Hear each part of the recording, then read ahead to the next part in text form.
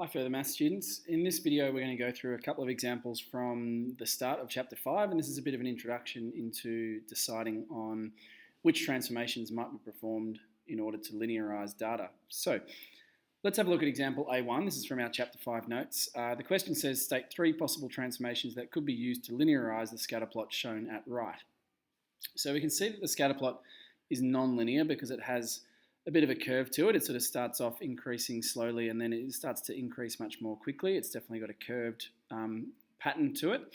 So in order to decide which transformations could possibly be performed in order to linearise the data, the diagram that we look at, and this is on the first page of your chapter 5 notes, is this circle of transformations, and it kind of shows you 4 different curved scatter plots. And your job is just to try to pick which of those 4 sections matches the scatter plot that you're looking at. And in this case, it kind of looks like the bottom right-hand part of the circle.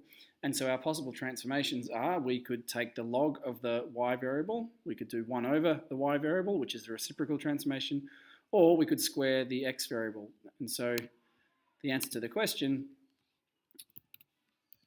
is log y, or 1 over y, or x squared. Okay, so those are the 3 possible transformations we might use.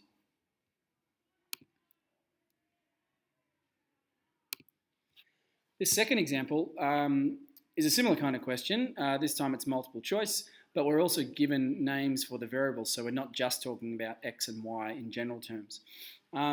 Here we have a scatter plot. Again, it's non-linear. It's got that sort of upward curve or sort of going almost vertically upwards and then flattening as it goes towards the right. So it matches up most on our circle of transformations with the top left-hand corner of the circle. And so the possible transformations are y squared, log of x, and 1 over x.